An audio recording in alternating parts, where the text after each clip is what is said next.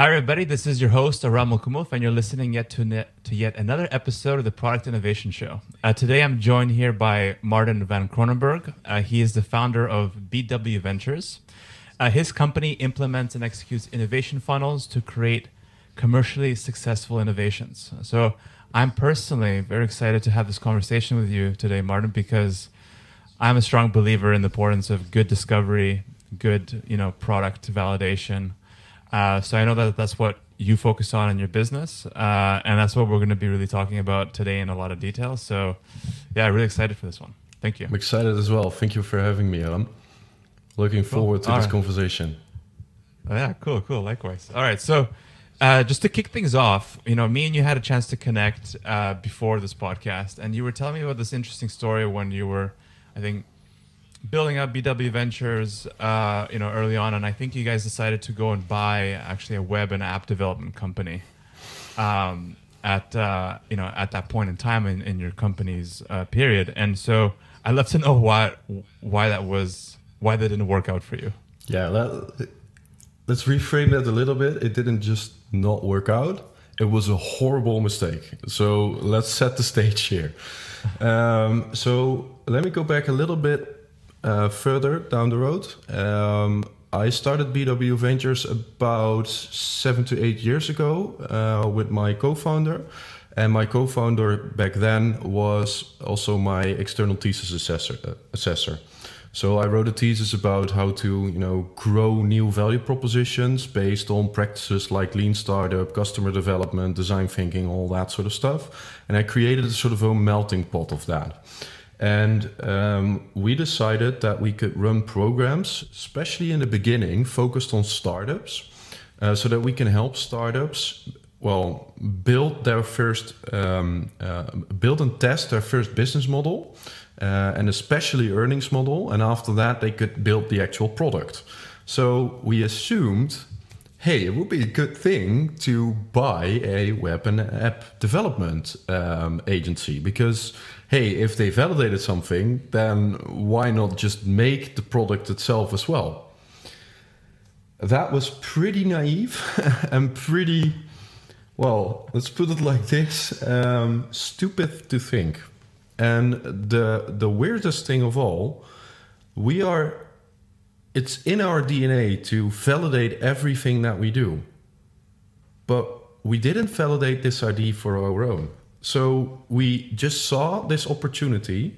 We saw a company that was out there that was for sale. We could strike a good deal because we had a good deal. But from literally the moment we signed, the biggest customer dropped. After that, we couldn't close any startups or any corporate startups into, literally going into the development part. So we couldn't upsell them. And then we started to somehow manage more of an SME company servicing SMEs, which is a completely different ballgame than corporate startups, corporate venturing, or startups. And as a result, me and my co-founder split. I needed to liquidate the company. We lost a lot of money there, like a lot of money. And the biggest learning there is, even though you know very, very well how to validate concepts, if you're in it yourself, your emotion's going to take you everywhere because you just think, this is a great opportunity.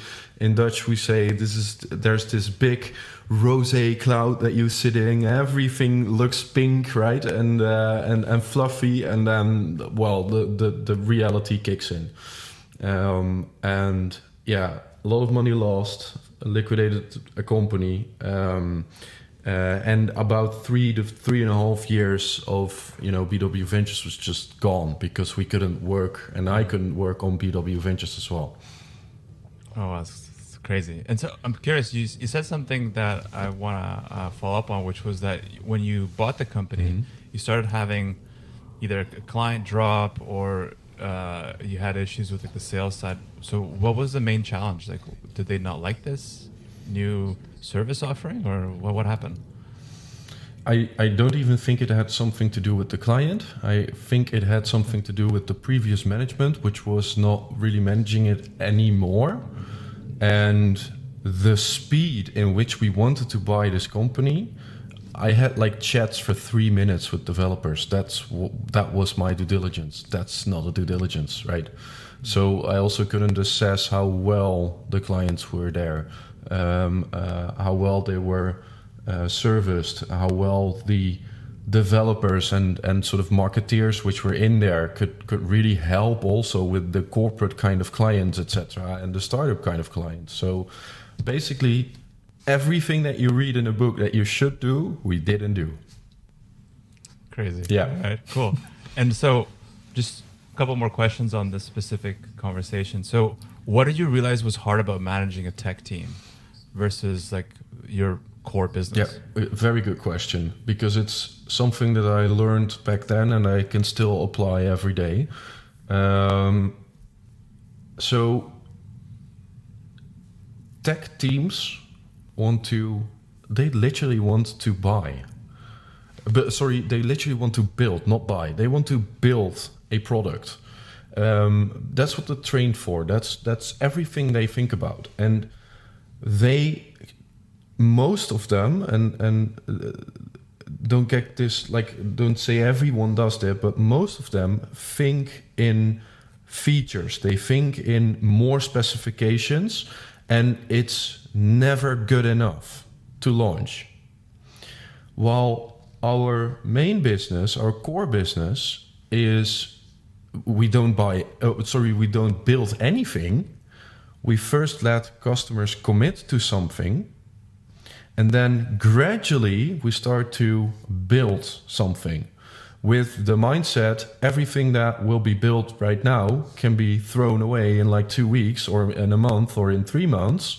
But we need to first make sure that there is a sort of value stream running, meaning, financials are going through your company and making sure that they experience the value that they pay for.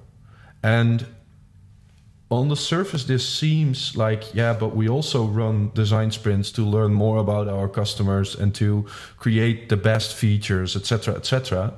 But that has a lot to do with like product development and building a perfect product for potential customers. But what we are focusing on is building the business around that, because there's more than just the product. And my key takeaway there is, for me, it's quite hard to manage tech teams because I'm looking at way more perspectives than just the product itself. And I think that is my biggest learning, meaning I will never say never, but what I've learned, I will not be really managing product teams. You need a really good CTO or a product owner that can run a small team that focuses on product development, but make good connections with the CTO or with the product owners, and talk about where you want to go, what you need from them to deliver on the promise you made to customers. And that is, I think, the most crucial thing that I've learned. Interesting. And so it's my understanding that now you're focusing, so A, you're not doing any of the builds, but B, you're not working with more startups, you're actually going more corporate and ventures. So what was that?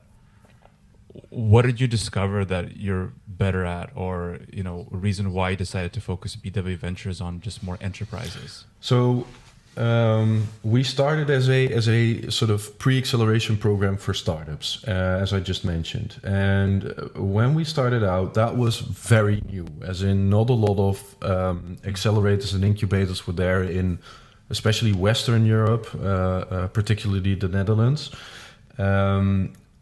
So we could create a market because of this sort of buying of another company, we completely lost our top position there. And there were popping up incubators literally everywhere. The smallest village has an incubator here. And yeah, I mean, it's good in some ways, but on the other hand, I don't see the added value of that. So that was one part of, you know, what I was thinking about. This will not work. I still do see that I can add a lot of value with this process, and literally this other way of thinking with regards to building new value propositions and building new companies. But the other end was, it's super hard as a consultant to make your money with startups. It's the easy route. Tell me about it. I mean, it's great fun because the dynamics are completely different. But you need to have like 7 to 10 years to really make a living out of that. And I think, you know, the opportunities that I spotted once I started to really validate our own business model again, because, you know, after that whole beep show, I got like half a year to from my investors to revalidate our own model. And that is where I figured out that a lot of corporates, especially in Europe, have trouble building new value propositions or businesses. So not within their core business, but the adjacent business parts. And if they want to invest in startups or collaborate with startups, you know, the trouble there is almost the same thing. The great part of that is the solution, how I can solve that issue, is exactly the same thing. So I'm still working a lot with startups, but now they've got the funding from corporates or VC funds that we work for. And that, you know, also when you find something that really works, you can really hit the acceleration pedal and you know, do a lot of stuff because you're not too focused on raising money first and all the other parts. Yeah, that's interesting. So you really act as that bridge in some cases between a corporate innovation division and like the startups who can be brought in to support some of like the agendas. Yep. Yeah, exactly. Very cool. Yeah, and if I could go one level deeper there, if you look at innovation from a corporate perspective, I think there are 4 tools. You can invest in startups or scale-ups. You can create your own ventures, so corporate venturing.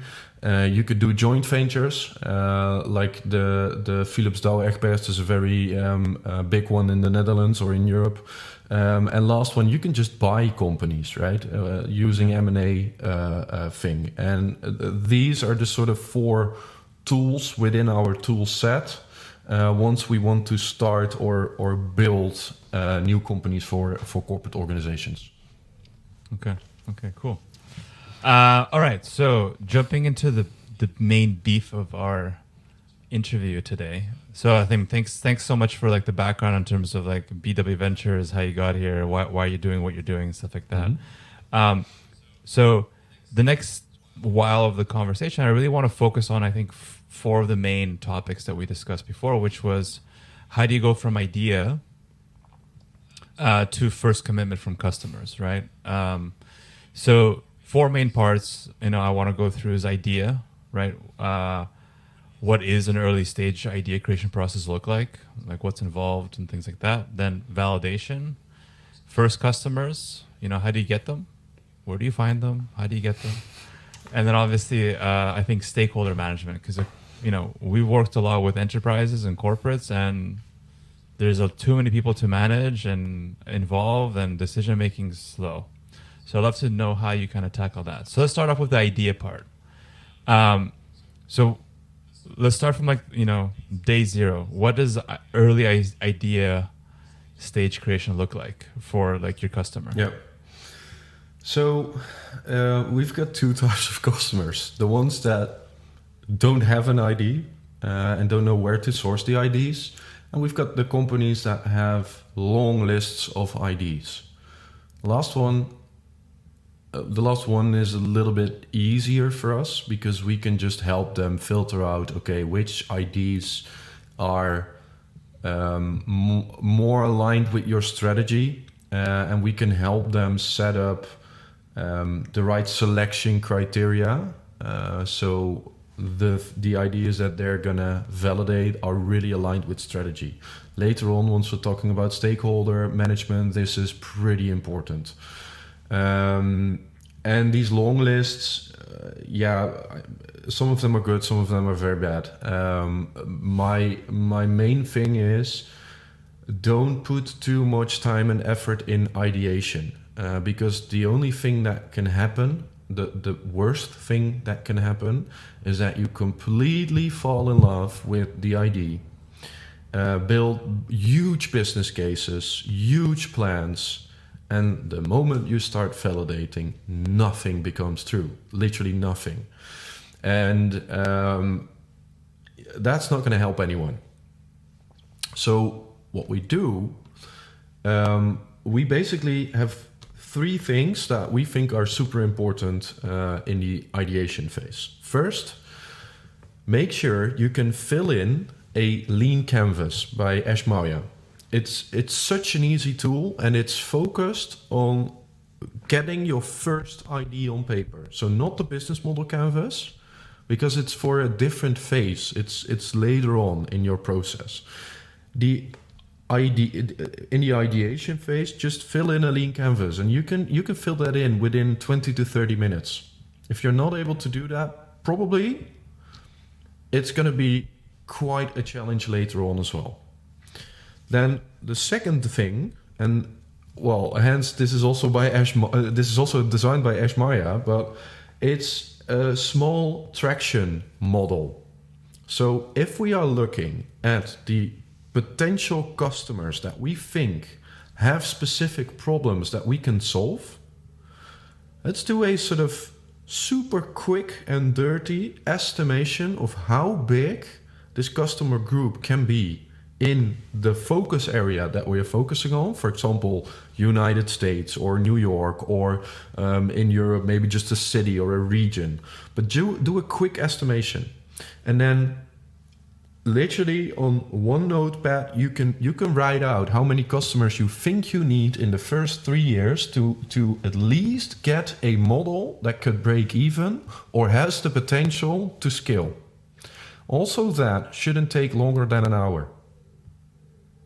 And sorry, just a question. What's the purpose for doing that? Is to see like the TAM, or like how big the market could be for that target base? Yeah, is there a market, is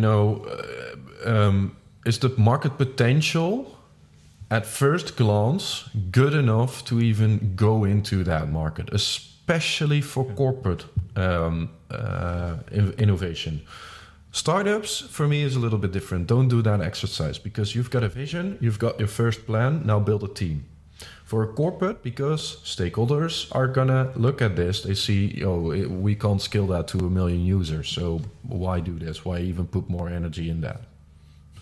But if we can figure that out in like an hour, and the idea isn't big enough, then leave it. Take your long list, take another ID.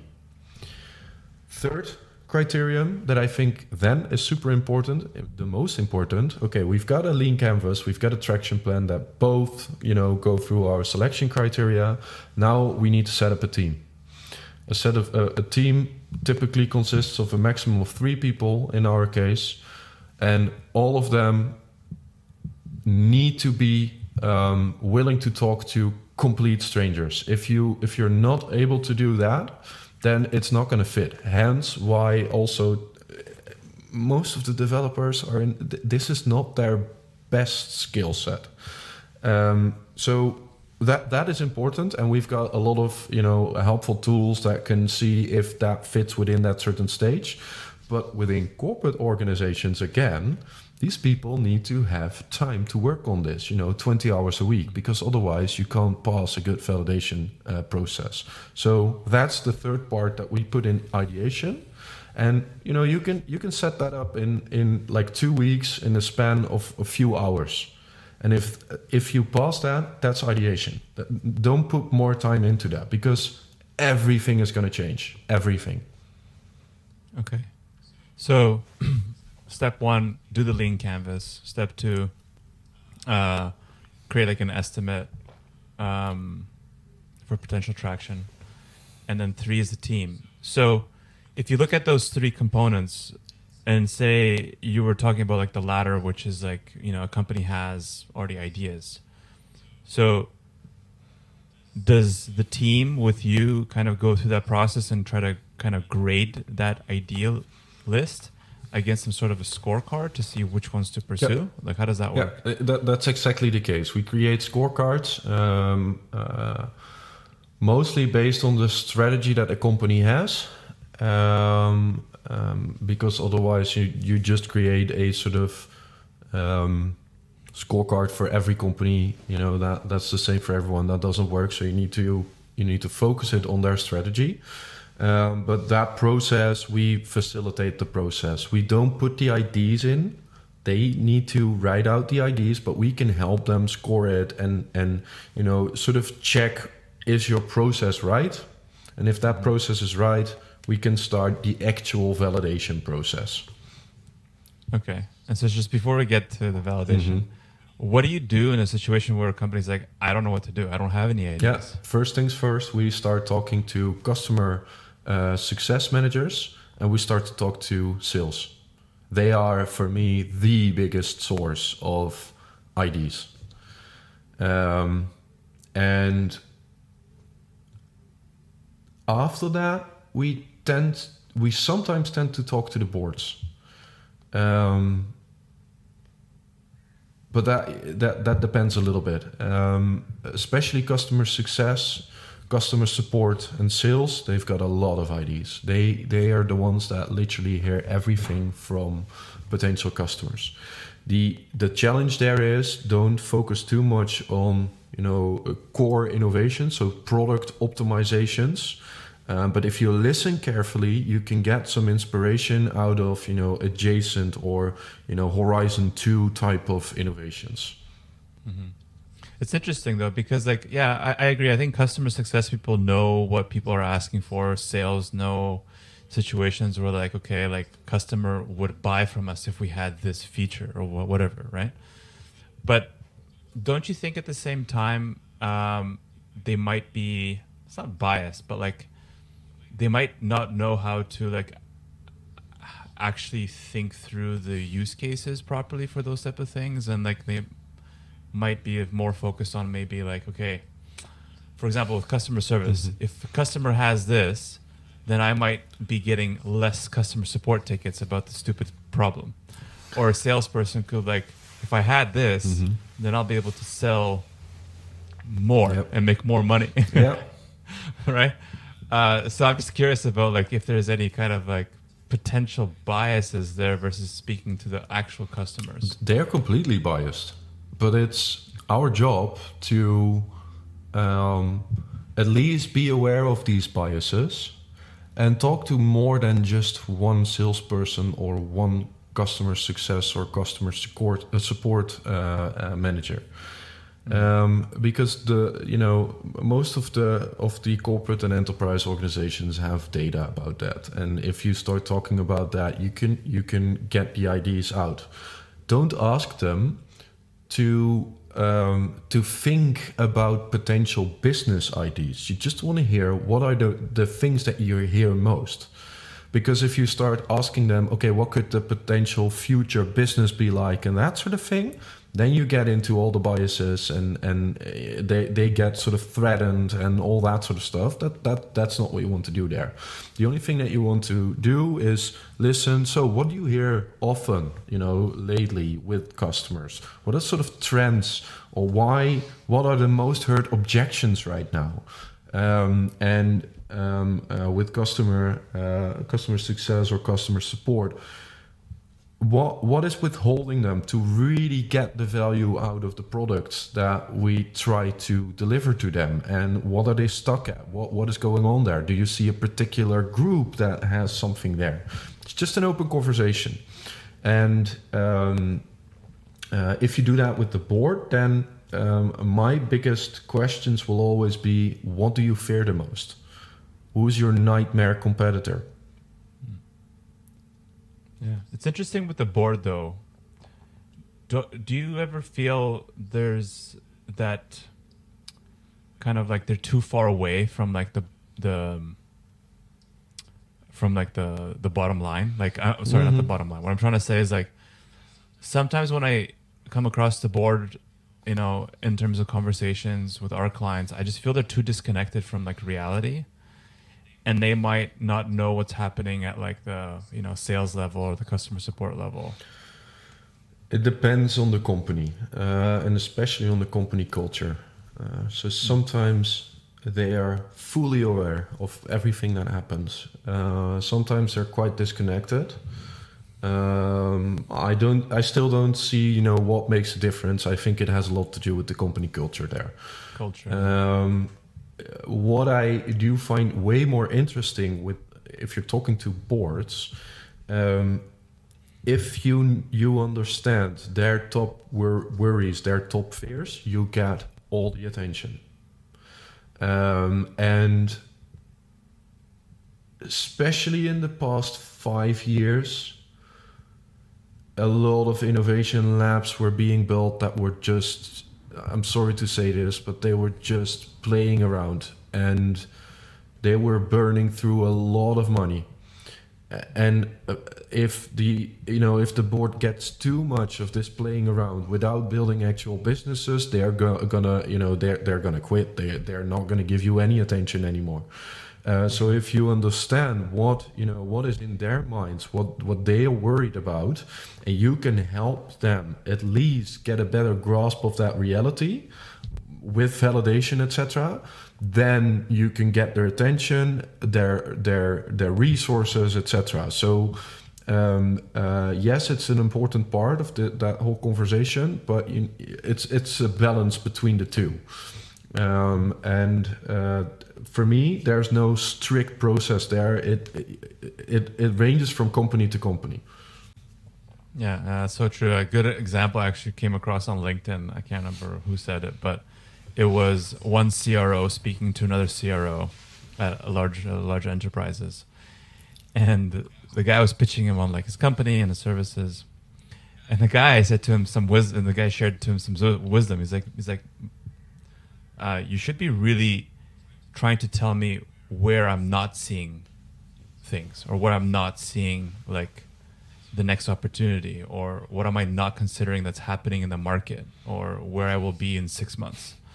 Because like when you strike, as you said, like with the board, if you strike that fear or that like missing out, or like they're doing something wrong, they're gonna, you know, waste a lot of money. That triggers them a lot more, because they're more like return on investment kind of focused, individuals. Yeah. Yeah. So true. Yeah. Okay. Cool. So we talked about idea. So obviously there's two different paths, as you elaborated. So let's talk about validation. So you get an idea, you went through that scorecard, you've classified, okay, these are our top 3 ideas, or I don't know, however many you decide to take on, right? What happens next? How do you go validate it? So we usually use a 5-step process.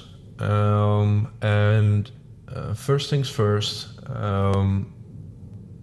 we do this in around 3 months. That's something different than a week. I'm going to explain why I think it needs to take 3 months instead of a week. First things first, we need to do problem discovery. And I think most of your listeners also know what problem discovery is, but problem discovery, in my opinion, cannot be done with talking to 5 people. What we do is we structure between 5 to 7 experiments. And an experiment in that phase is again talking to customers, talking to potential customers, end users, and other people in the ecosystem that you will be researching. So what do I mean with an ecosystem? Typically, there's an end user in the middle, and they are influenced by, for example, other people in the company, or if it's in another market, by other institutions. And we want to understand what the bigger picture of that problem is. Typically, that results in one big problem, about 3 to 5 sub-problems. And based on that, you can build an actual problem tree. And the problem tree is going to tell you what the cause and effect relationship is between, for example, a top problem and sub-problems. Now, why is that important? Sometimes the big problem that everyone experiences can be fixed by just getting away one sub-problem. And all the dominoes, fall. It's solved. Mm-hmm. The other part of doing proper, like real proper problem discovery is we've got a rational idea of what the problem is, and we've got a lot of emotional things attached to that. So frustrations or maybe even happiness if it's solved, but we need to understand the emotional part of that as well. More on that later, especially once we start signing first customers. But these two things need to be understood very, very well. That phase takes about 5 to 6 weeks. It's the most important part. You talk to about 50 to 70 people because you run 5 to 7 experiments. So that's a lot, right? It sounds like a lot, but that's why we've got, you need to help people you need to help people structure the experiments, reach out to people, and get into the conversation. If people don't want to talk about that problem, they're never going to buy a solution from you because they don't even want to talk about the problem. Okay, so just a question. How similar or different are these experiments? And then how do you go about finding these people to speak to? So first question first. The first experiment that you set up is quite general. It's a top scan. What are things that are top of mind and what in the specific idea that you want to do is an actual problem. Then in the experiments afterwards, you start to, divert into that ecosystem. So you talk to potential people out of the DMU, the decision-making unit, out of the end users, but also potential partners or people in the value chain. Then the further you get into that problem discovery phase, the deeper you go into there. You're going to quantify how many times something happens, what it costs, so you get deeper and deeper into the core of that problem and the sub-problems. And why don't you just do that in one conversation? Because you're discovering. You can't find that one problem immediately, and you want to have a broad conversation set to really get the hang of that and understand it. Mm-hmm. Second part, actually, that's quite a lot of cold acquisition tactics that you use. But the funny part here is you're researching something. You're not selling anything. Mm. And if it's truly a problem that is worth solving, people want to talk about that. I'm always surprised by how much people tell about the actual problems that they experience. They're just gonna talk and keep on talking. It's more of a job to keep them in the conversation and set the boundaries with regards to time than not getting any answers out of that. Yeah. So you're saying that since you're not selling anything, you're not selling a service, you're just purely doing a research approach, like, hey, I want to, address these problems or talk about these problems. And then you're just saying it's like just waterworks. It just flows out of people. Exactly. And so what do you look for, in those conversations? Like, what are like the key underlying maybe triggers or statements? Yeah, that's also a good question. Let me think of a sort of quick example here, because that makes it easier to understand. So one of the very, very first projects that we've helped, it's a super easy project, but it's easy to, explain this whole thing. They wanted to introduce a last-minute ticketing sort of concept for festivals. So if you buy last minute ticketing, you get higher discounts because there are a lot of festivals that don't sell out, and you've got people that at the last moment want to do something.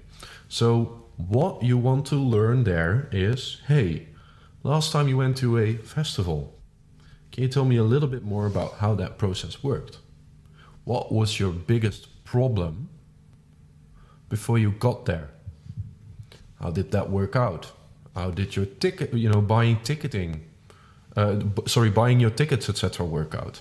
And why did you do it then and not at some other moment? So in this case, what we learned is that a typical festival visitor buys their ticket as soon as possible, purely based on one person within a group that says, hey, we should go there. It's almost the same person.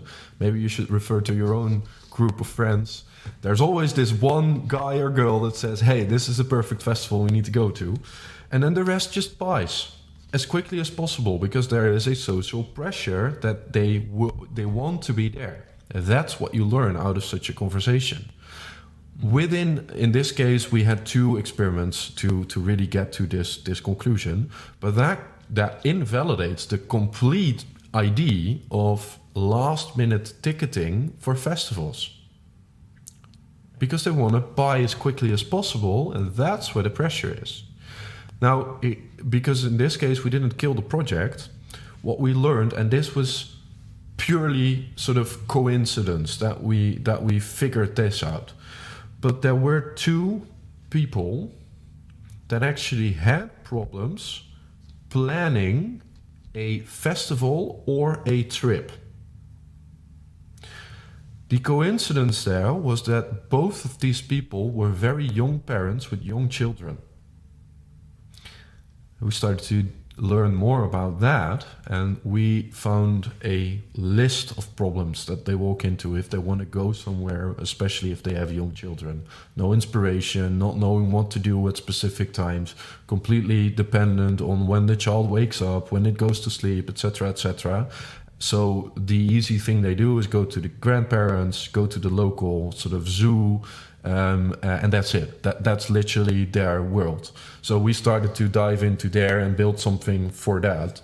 However, strategically not aligned with what they wanted to do at first. But that gives you a little bit of an idea of what you are looking for into these conversations. So you want to listen with an open mind, and in the background validate if the problems that they have can potentially be solved with an idea that you have. That's the main thing that you want to focus on in problem discovery. Okay. Yeah, thanks for that example. Yeah, it's enlightening. I have 3 kids, so I know the problem when it comes to freaking going to a festival. Like, I got to find where to put them. So just with the validation, you were saying it's a 5, there's kind of 5 steps.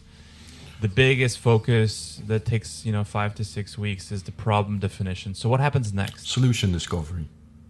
And solution discovery, in my opinion, has nothing to do with what competitors are doing. What you want to learn is what are the existing alternatives that people use to actually solve the problems that they now have. Because we learn what problems they have, but now we need to understand what their current state is. So how do they try to solve it right now?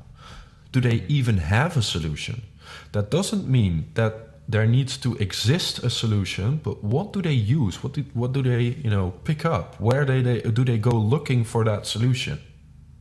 And that's going to learn you a lot about what the sort of range of or not really range, what kind of areas you need to look for proper solutions that can help them. In the end, what you will get out of that phase is first their desired state. So where do they want to go to? What do they want to get out of a solution?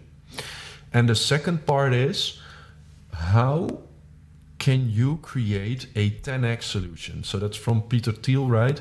How can you be 10 times better, cheaper, faster, quicker, whatever it may be compared to their existing alternatives? Okay. And in that phase, it's again 3 to 4 experiments. You talk to 30 to 40 people in these conversations because you're still discovery. And that's going to take you about 2 weeks because you can call back people that you've spoken to before.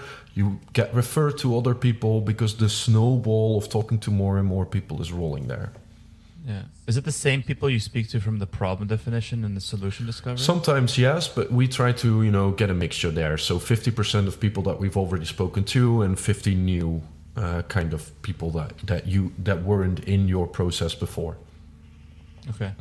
So then once you do solution discovery, you're kind of doing, I'm assuming next, like sense making, where you're going through the problem definitions, the solution discovery, and then you're trying to see, okay, what did we learn? Yeah. So maybe you could explain that a bit more. Yeah. So especially if you start a solution discovery interview, you first phrase the problems that you figured out, and you want to sort of let them validate that again. Yes, I completely agree. And then they come up with examples, and then you start talking to them. Okay, but how did you solve that?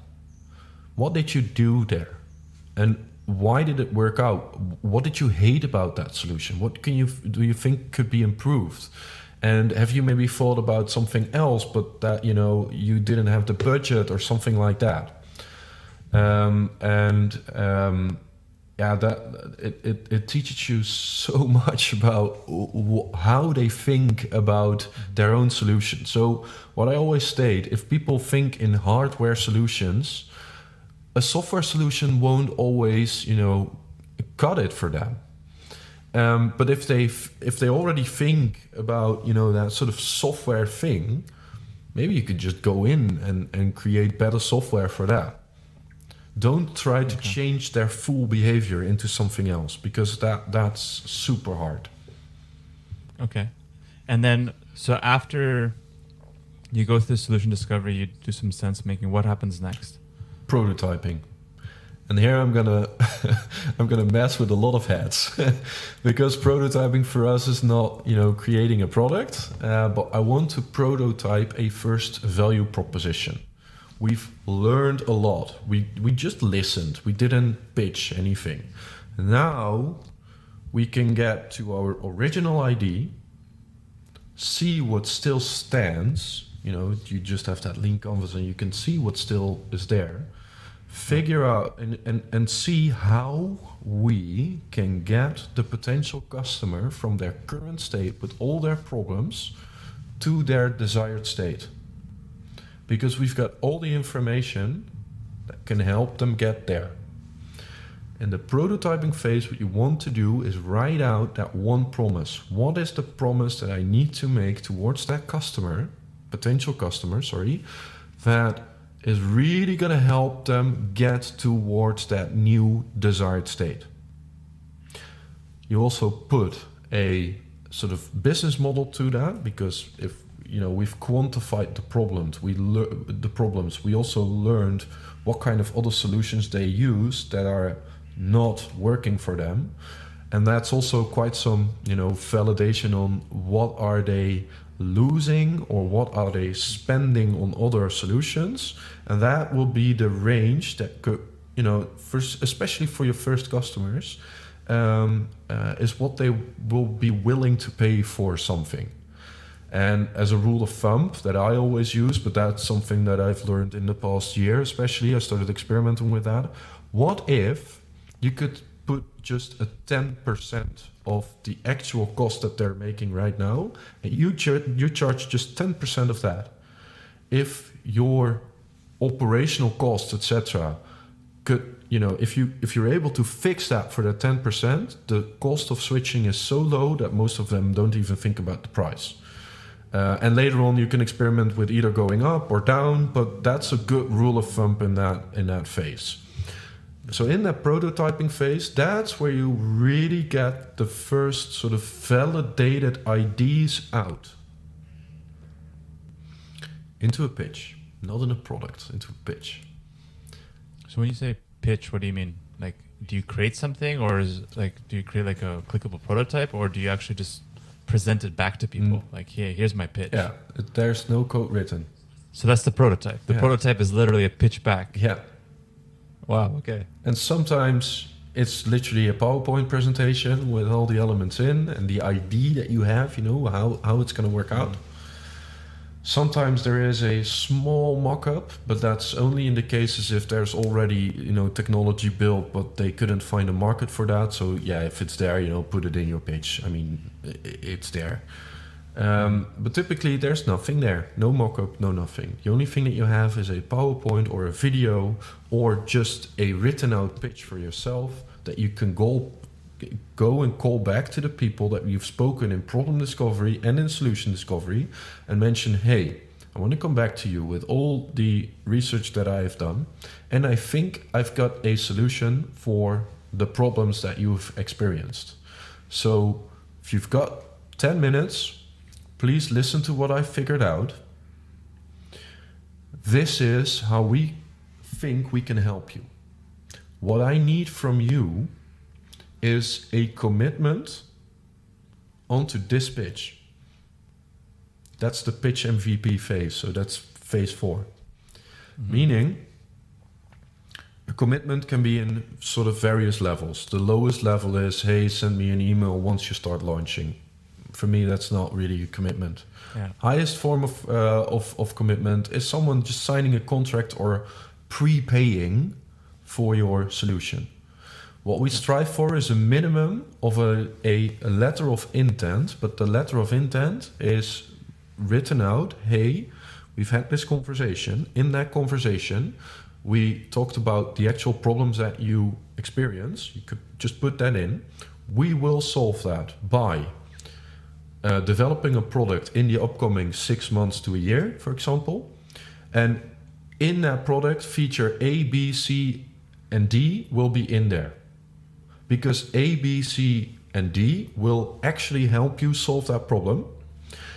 If the product is there, you will start paying for that service or product with the amount that you put in the business model, right? Then, for example, if it's going to be a subscription model, don't let them sign for 1 month. It doesn't make sense. You're not really validating. If it's a subscription model, let them sign for a year, because then you really understand if what you figured out is going to match what they want. Now, here's the interesting thing, because now you're getting into sort of phase 5 to round off phase 4. We do about 10 to 20 pitches, and in practice, what we've learned, over the years, when we started out doing this process, we were managing to convert about 40% of the people we pitched to into a signed LOI or contract. In the past year, and this is quite ridiculous, but in the past year, we managed to optimize that process and get into 79% of everyone that is being pitched to signs the actual letter of intent or contract. So we're getting better at this. Clearly. Yeah. Now, what's the ideal of this? The ideal outcome is that you have commitments, and it's a sort of mutual promise, because you promise that you are going to solve that issue with creating the right features. They promise that they will pay once it's there. Now, you can create a business case that is actually based on actuals. You've got people that commit to that price. You understand what you need to develop to deliver on that promise and get the first dollars or euros out there. And especially for your first year, it's easier to create a business case. Not all the risk is out, because you can't de-risk the full business case, and it's not going to be predictable yet. But you've got more validation than just launching a product team, building something probably costing $1 million or even more, without knowing what people want to pay for that. And that's what you're doing there in that phase. And then in the business case phase, it's easier to first, get more resources because you know what you're asking. And on the other hand, you understand what you can get in return from potential customers. And these two could really help get the idea and the business case across without, taking a lot of risk. Yeah. It's interesting. And so when you do these pitches, is it mostly that you try to get people to commit to, like, say, a year on a SaaS agreement, when the product's ready? Or do you what's like the majority of like the levers you pull on? Is it like you get some credits for when this launches? You get 50% off when it launches or whatever? No, just pure like commitment. Like, give me 1 year commitment. Okay, I love that. That's what I always say to people. Like, I need a financial commitment that's like really tangible and noteworthy. Yeah. Because everything else is just like Mickey Mouse. Yeah. The only thing that you test if you give them a discount is, do they commit to the discount and not to the actual, price? Right. And I know, once you really start launching and you really start people get, into that first phase, you can still say, hey, we're almost there, but we want to have your learnings already. You can already use the first, beta version, etc. You can get a discount right now for 50%.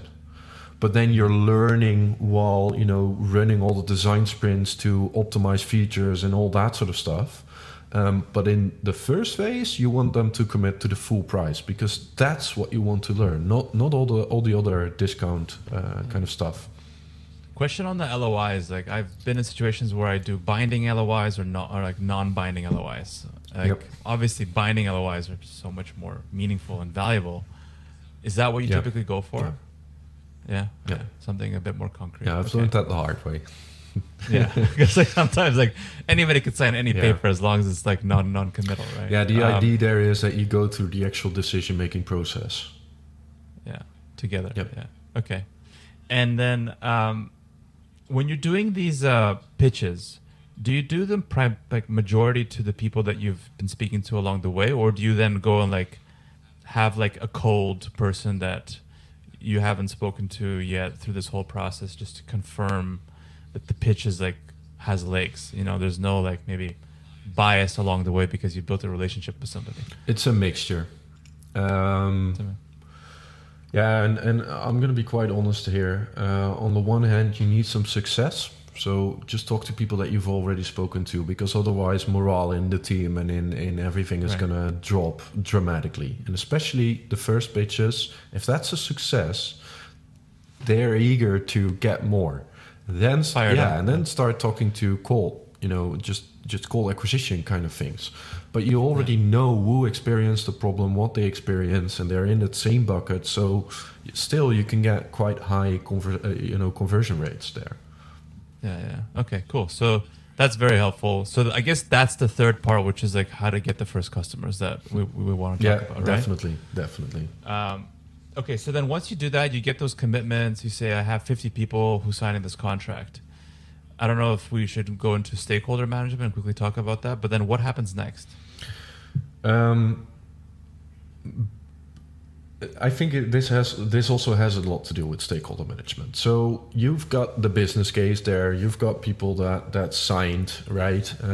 Typically, I want to have at least 10 up to 20 people because that's also the range that you want to have in your launching or pre-launching or whatever kind of description we're going to put to that. But you just want to prove that the product actually solves the issues that you promised and that people pay for the other part. So for me, that's a proof of business, right?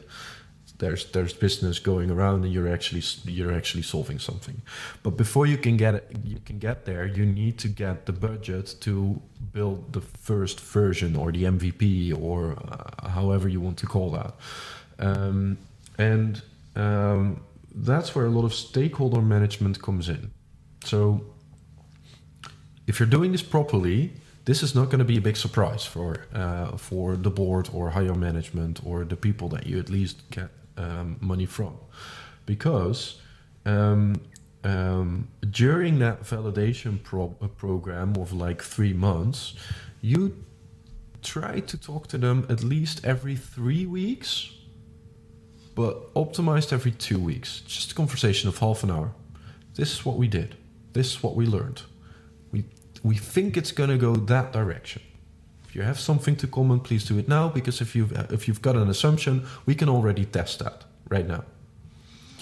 Then the case is building up, and then because you know what kind of money you want from them, that's what you can ask there. That's for like the more advanced people doing validation. If you want to go pro level, what you do is before you even start validation programs, you've got budgets assigned to the 2 phases, so the pre-acceleration phase and the acceleration phase. If it's not going to cost you more than, for example, 250K for building the first version of the product, then there's a small investment committee or an innovation committee that just says, hey, you've got all the check marks that we want, here's the budget, go build. And then if you need to scale, then you're really going into boards, etc., etc. So that's more of the structuring of the process. Talking about the stakeholder management, if people are having doubts about what you are doing and why things are not working out, you've got that, you hear that already in the, bi-weekly meetings. So you can still gather proof that it works or doesn't work. If it doesn't work out like you think it should work, then just pull the plug. Because you can try to convince them, but it's your job to get to the harsh truth. Yeah. And that's the only thing that helps everyone in stakeholder management. Inform them as early as possible. Keep them involved into that process on highs and on lows. And be super transparent about what you need. And if everyone aligns on the criteria that you want to get to, for example, 10 to 20 signed LOIs, binding LOIs, if you understand what kind of budget ranges you can work into to launch that first version of that product, then there's nothing or no one that says, hey, I'm completely out, because we've discussed everything. We were very clear on what we want to do and get towards. And that's super important if you're working in something that's not predictable, because what you're doing it's not predictable. There's still a lot of risk in there. But this helps to at least stage and phase out the unpredictability of what you're doing. Yeah, I'm assuming you've been in situations where like you've had pushback from stakeholder management and or whatever. There's a pivot, or whatever happens, along the way through, Definitely the process that we talked about. How many times have you actually killed the entire like idea or the project altogether versus pivoting to some other approach or some other angle? Depends on the company. So if there's a long list of ideas, I'd rather kill than pivot. Okay. And that also depends on do we have enough information to actually pivot? If there's not a long list of ideas and people are getting into innovation, then I'd rather pivot, because you also want to give them a taste of success. Mm-hmm. Some win. Yeah. You want to see a win or something. Yeah. And so in your experience with stakeholder manager, what's like the main thing that they look for from a success or winning conditions? Is it number of LOIs, number of interested parties who are willing to pay for something? Like what's like that clear sign for them? This is quite interesting, I think, but I think it's progress. It has nothing to do with the amount of signed LOIs or contracts or whatever. They want to see progress. They want to understand that you know what you're doing. And they want to at least understand that you are de-risking the right things. Okay. And to prove that, to back that up, you've got LOIs, your contracts, you've got all the conversations, etc., etc. Yeah. So people are most of the times too scared, in my opinion, to build a super big business case with all the numbers, all the information in there, because they think the decision makers are going to ask for that. Yes, a business case is important. Yes, it's important to understand the different scenarios, but showing progress and showing what works and doesn't work is more valuable than just getting that perfect business case out. Okay, cool. Oh yeah, that's great, Maarten. Thank you. Just a couple more questions. We'll wrap it up. Maybe fireside format. Try to think about like 1 to 2 sentences for these ones. Okay. So, in your experience with your knowledge and track record so far, what are some 1-2 key principles or lessons that you keep coming back to? Don't overspend on something you don't know. I don't like the whole unicorn principle there, and that's why we call Blue Whale Ventures, BW Ventures. So, is that what it stands for? Yeah, Blue Whale? Yeah, that's what I it's. didn't know that. So if you can't sell the proposition, don't build anything. That's the key principle for me. And stay lean there. Stay super lean. Okay. And what is the most exciting part of your job and why? Getting the first LOIs, getting the first commitments. That's where everything comes together. Yeah. Okay. And then last question. We talked about this briefly at the beginning, but what's 1 to 2 key things that corporates can consider when they decide to buy a company in terms of a good fit? Like, what should they look for? Understand their own strategy and why they want to buy a potential target. Then understand what type of customer they want to serve with that and what their plan is to get it in their full portfolio, in their full product or services portfolio.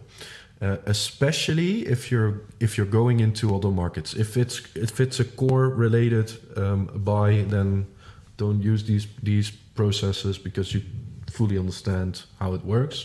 But if you go into different markets, then understand what you think it's going to solve, what you can add there, and how you can grow that into a sort of buy and build engine on their own.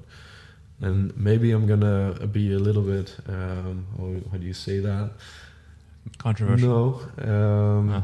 Maybe this is a topic for a potential next podcast, because there's a lot of things we can talk about there as well, and all the learnings that we had there. But that's up to you, Aaron. Cool. Awesome. Maarten, thank you so much. This has been great. Super, super insightful, I would say, in terms of your knowledge and your approach. So thanks for sharing that with me and the audience who's going to be listening to us. And always thank you to our listeners for tuning in and supporting the show.